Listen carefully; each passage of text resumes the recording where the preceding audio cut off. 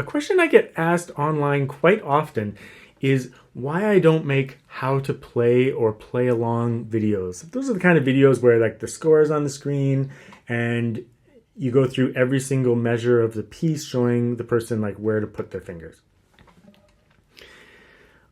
So in this video, I'm going to first discuss the idea around my context videos and why I don't play those other types of videos. And then I'll address some issues such as developmental advice and having a balanced practice session, and also the plain issue of like, what if a student doesn't know where to put their fingers, or what if they don't have a background of studying a curriculum. So we'll address those, so make sure that you watch the whole video to get to those parts and get those answers.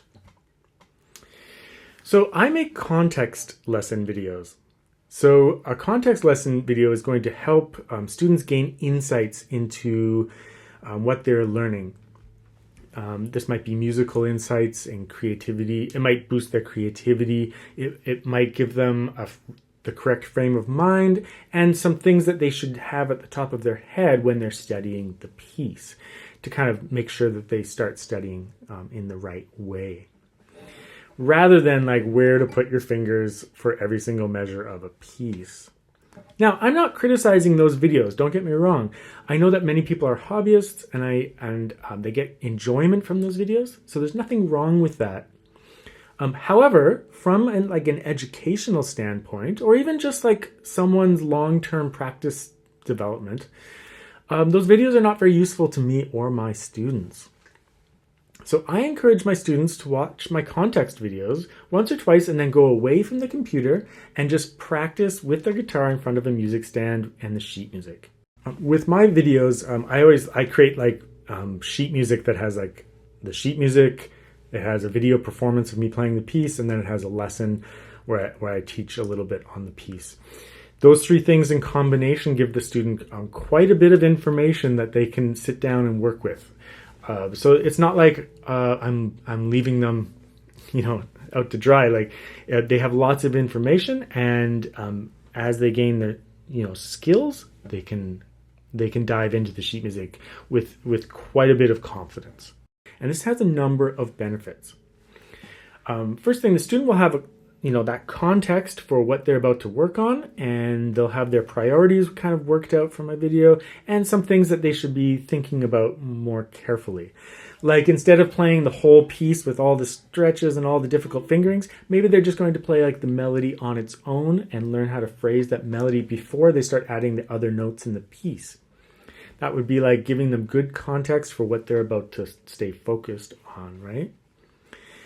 And maybe they'll just be mapping out the phrasing at first, or they'll change some of the fingerings if they think that it would be appropriate to do so, and if they have the skills to do that. And also the student is going to be working out the notation and fingerings on their own to some extent. I mean, the sheet music has a lot of fingerings and has position marks, so that kind of tells you where to put your hands. But every time a student does this, they become more efficient at it, and they get faster at doing it. So I want my students to gain the skills so that they can eventually tackle the pieces on their own and devour pieces at a faster rate. So the act of working the brain in that way is really important for making that happen. And also I think that getting away from the computer screen and being in front of a music stand and just your guitar, it reduces some of the multitasking and other issues like hunching over, looking at the computer screen, or being in bad postures. It's like you're sitting down for a proper practice session. You have some contextual information on what you should be working on, and then you're sitting down and you're getting to work in that way. They'll also be picking their own tempos, not trying to keep up with the video and things like that. None of playing along with the video is not that great. It kind of pushes you into realms you might not be comfortable with, which then might result in bad technique playing, and it's not good for you necessarily, right? And the list goes on and on. I could talk about this all day about the benefits of just working on pieces and just with some context.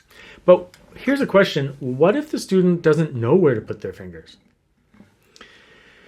Well, now the sheet music often has essential fingerings in it, mine does, and position marks. So if a student has studied like technique and the position reading and stuff like that, like as soon as they see a fifth position, they'll kind of know where F is and where A is, and like, they'll have some familiarity if they've been working through a curriculum. And so they'll kind of know how to do it to some extent on their own. And because the sheet music has so much information, they should be able to do that and to work on it. And if they've been kind of practicing a balanced practice session and of core materials and also a technique routine, then their hands will have some awareness of what to do as well without having to always be watching a video. And I have lessons on a balanced practice routine, and I put links to that in the description. But you see, so everything that is a progressive learning curriculum and technique routine is connected to creating a student who can devour repertoire on their own and become self-sufficient and an expert in their own right, within reason, of course. Now, here's another question though. What if you or the student doesn't have a practice background like my students? They haven't followed a careful curriculum and they don't have these skills yet.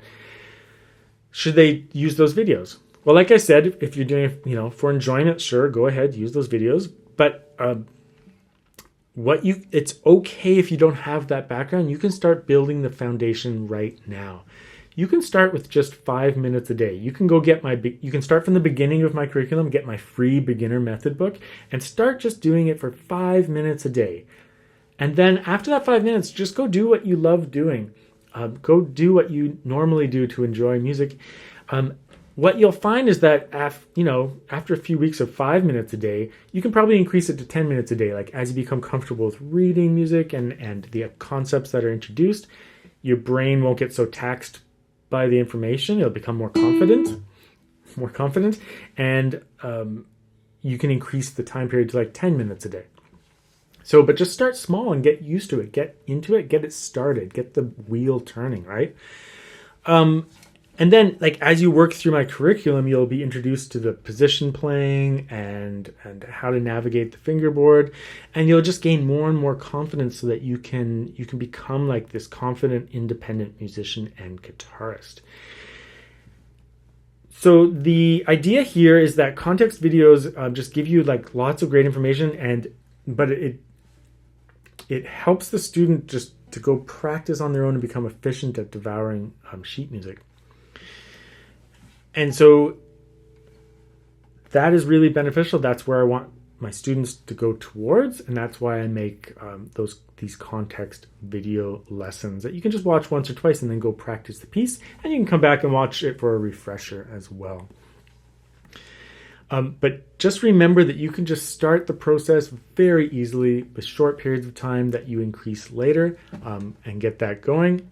And then, the goal is to become just a really self-sufficient musician who can really dig into repertoire.